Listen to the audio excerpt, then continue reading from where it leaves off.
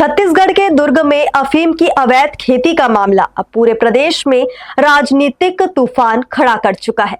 एक तरफ नशे के कारोबार को लेकर सरकार घेरे में है, तो दूसरी तरफ रसोई गैस की बढ़ती कीमतों ने आम आदमी की जेब पर डाका डाला है। इन दोनों मुद्दों को लेकर रविवार को रायगढ़ में कांग्रेस ने उग्र प्रदर्शन किया।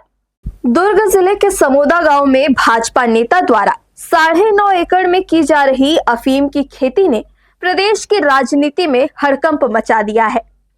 छत्तीसगढ़ प्रदेश कांग्रेस कमेटी के अध्यक्ष के आदेश पर रायगढ़ जिला मुख्यालय में भी कांग्रेसियों ने मोर्चा खोला।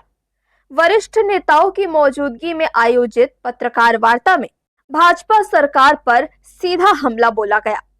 कांग्रेस का आरोप है कि सत्ताधारी दल नशे के सौदागरों को संरक्षण देकर छत्तीसगढ़ के युवाओं को बर्बादी की ओर धकेल रहा है। कांग्रेस नेताओं ने कहा कि एक तरफ भाजपा सुशासन की बात करती है और दूसरी तरफ उनके नेता अफीम की खेती कर रहे हैं। यह सरकार युवाओं को रोजगार देने के बजाय उन्हें नशे की गर्त में धकेलने का प्रयास कर रही है। हम इसका पुरजोर विरोध करते हैं। इस मामले में उन्होंने प्रदेश के गृह मंत्री से इस्तीफे की भी मांग की है। जैसा कि दुर्ग जिले के समोदा ग्राम में जो एक खुलासा हुआ है कि लगभग 10 एकड़ के भूमि पर अफीम की खेती की जा रही थी और चूंकि वहाँ के सरपंच ने इस बात की जानकारी वहाँ के पुलिस प्रशासन को दी और इसके लिए हमारे पूर्व मुख्यमंत्री भूपेश बघेल जी ने भी जाकर वहाँ दौरा किया, तो उन्होंने भी देखा कि लगभग 10 एकड़ के खेत पर अफीम की खेती की जा रही थी और इतने बड़े पैमाने में अफीम की खेती की जा रही है। निश्चित रूप से कहीं न कहीं सरकारी संरक्षण है। आप समझ रहे हैं कि जिनके द्वारा खेती की जाए थी वो पूर्व में भारतीय जनता किसान मोर्चा के जिला अध्यक्ष रहे और वर्तमान में अभी वे राइस मिल के संयोजक हैं, प्रदेश संयोजक, और निसंदेह कहीं न कहीं अपनी सरकार की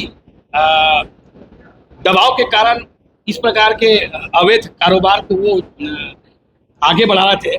मुद्दा सिर्फ नशे के कारोबार तक सीमित नहीं रहा।